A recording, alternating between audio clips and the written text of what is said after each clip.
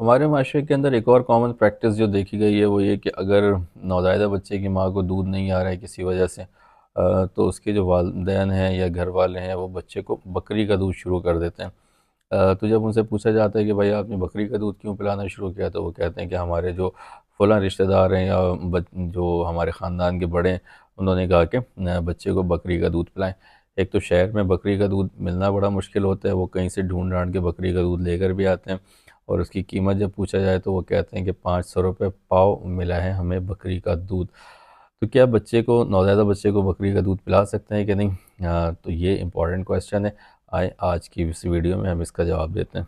देखिए, नौज़ायदा बच्चों के लिए बकरी का दूध बिल्कुल बिल्कुल भी मुनासिब नहीं होता। वर्ल्ड हेल्थ ऑर्गेनाइजेशन है, अमेरिकन एकेडमी ऑफ पीडियाट्रिक्स हो या पाकिस्तान पीडियाट्रिक एसोसिएशन हो, ये जितनी भी बड़ी बड़ी पीडियाट्रिक एसोसिएशन है वो तमाम के तमाम डिस्करेज करती हैं कि आप नौज़ायदा बच्चों को बकरी का दूध पिलाएं। वजह क्या होती है? वजह ये होती है कि भाई बकरी के दूध में कुदरती तौर पे फोलिक एसिड की कमी होती है। अगर एक बच्चा मुस्तकिल बकरी के दूध पे रहेगा, ख़ास तौर पे उसको डाइल्यूट करके, तो बहुत चांस है कि उसके अंदर खून की शदीद कमी हो सकती है। इस तरह से बकरी के दूध के अंदर विटामिन B12 की कमी होती है। बाज़ दफ़ा बकरी के दूध के अंदर प्रोटीन कंटेंट बहुत ज़्यादा होता है, या उसके अंदर जो है मिनरल कंटेंट बहुत ज़्यादा होते हैं, जो बच्चे के गुर्दे को बहुत बुरी तरह से डैमेज कर सकते हैं।